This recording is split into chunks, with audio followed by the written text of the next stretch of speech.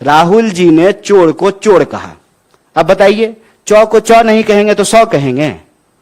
चोर को चोर ही तो कहा था, तो इन्होंने कह दिया कि ओबीसी का अपमान कर रहे हैं।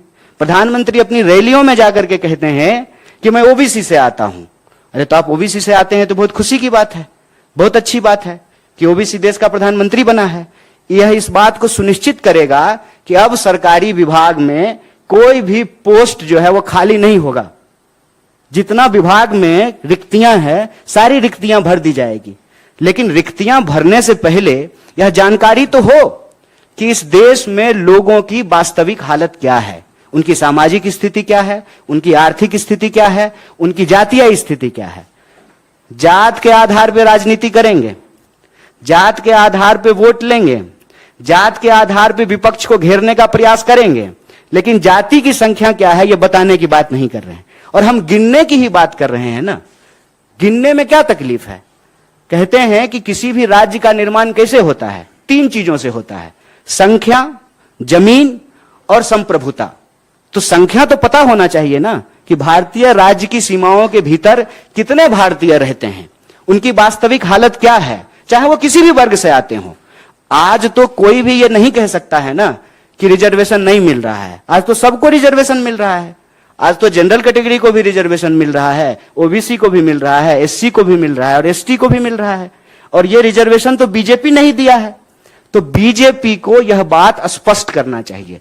और आरएसएस के प्रमुख का कई बार आप लोग बयान सुन चुके होंगे कि वो कहते हैं कि हम रिव्यू करना चाहते हैं, रिजर्वेशन पॉलिसी का हम रिव्यू करना चाहते हैं। तो बिना डेटा का आप रिव्यू कैसे करेंगे?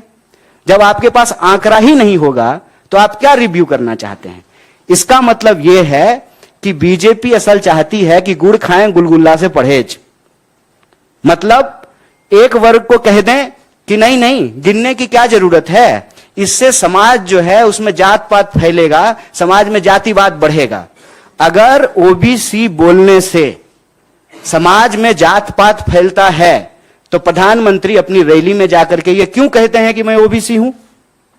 विपक्ष जब जेपीसी की मांग करता है, जब राहुल जी चोर को चोर कहते हैं, तो सरकार क्यों कहती है कि आप ओबीसी का अपमान कर रहे हैं? अगर यह शब्द बोलने से, यह शब्द कहने से, इसको गिनने से समाज में जात पात फैलता है तो बीजेपी इसके आधार पर राजनीति क्यों करती है? बीजेपी को अपना स्टैंड क्लियर करना चाहिए। बीजेपी को देश की जनता को जाकर के बताना चाहिए कि आप जनगणना कराना चाहते हैं कि नहीं कराना चाहते हैं। और आप जनगणना कराना चाहते हैं तो जनगणना कराइए, जैसे बिहार में हो रहा है। अगर आप नहीं कराना चाहते हैं तो वो भी प्रेस कॉन्फ्रेंस करके देश को बताइए कि हमको देश के लोगों को गिनने की जरूरत नहीं है, सरकार को लोगों को गिनने की जरूरत नहीं है। उनका दोस्त जो है ना वो डेटा इकट्ठा कर रहा है, जिसके आधार पे जो है वो चुनाव की नीति बना लेंगे। लेकिन सवाल यहां सरकार की नीति निर्धारण का है। कितने लोग किस घर में रहेंगे उसी के आधार पे आप कमरा बनवाएंगे ना। एक जो है बेडरूम बनवाएंगे, बच्चा हो गया है 2 तो एक जो है चिल्ड्रन रूम बनवाएंगे, गेस्ट आते हैं तो एक गेस्ट रूम बनवाएंगे। किसी भी नीति का निर्माण आप डेटा के आधार पे करेंगे। सरकार डेटा जारी नहीं करना चाहती है और यह सवाल राहुल जी ने उठाया है, जो आज के लिए बहुत जरूरी सवाल है। और अगर आपको प्रेम है, जो आप दावा करते हैं और अपनी रैलियों में जाकर के बताते हैं, तो देश को बताइए कि देश में जाति के आधार पर लोगों की वास्तविक स्थिति क्या है। लोगों को बताइए कि आर्थिक आधार पर लोगों की स्थिति क्या है, सामाजिक आधार पर लोगों की स्थिति क्या है। इसका डेटा इकट्ठा कीजिए, जनगणना करवाइए, उस डेटा को जारी कीजिए, तब जाकर के पता चलेगा ना कि दुनिया में डंका बज रहा है जिस देश का, उस देश की असली हालत क्या है। हम भारतीय राष्ट्रीय कांग्रेस की तरफ से यह मांग करते हैं और हमारे राष्ट्रीय अध्यक्ष माननीय मल्लिकार्जुन खड़गे साहब ने प्रधानमंत्री को चिट्ठी लिखा है। उस चिट्ठी में यह जिक्र किया है कि हम दोनों सदन में इस बात को उठाए हैं कि 2011 में जो जनगणना हुई थी उसकी रिपोर्ट को आप जारी कीजिए। 2021 में जो जनगणना होना था उस जनगणना को अविलंब शुरू कीजिए। और जब एक काम हो रहा है, एक पंथ दुई काज हो जाए, जब गिन ही रहे हैं तो सब आधार पे गिन लीजिए। जब हर आधार पे समाज में लोग रह रहे हैं तो हर आधार पे लोगों को गिन लीजिए। और सरकार के पास डेटा होना जरूरी है। सरकार अगर कहती है कि देश में खुशहाली है, देश में खुशहाली आई है, लोगों के बीच में प्रॉस्पेरिटी फैला है, तो यह बताने में क्या दिक्कत है कि देश में जो है कितने बेरोजगार हैं?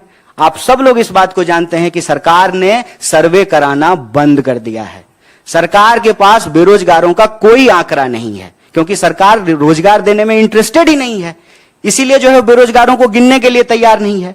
भारतीय राष्ट्रीय कांग्रेस की तरफ से यह स्पष्ट और सीधा मांग है, अविलंब जनगणना करवाई जाए और जनगणना तीनों आधार पे, जिस तरीके से 2011 में हुआ था, सामाजिक, आर्थिक और जातीय आधार पर, तीनों आधार पर जनगणना हो। अगर बिहार सरकार जाति की जनगणना करवा सकती है तो देश की सरकार भी करवा सकती है, और यह देश के लोगों का संवैधानिक बुनियादी अधिकार है कि उनको पता चले कि उनकी वास्तविक स्थिति क्या है।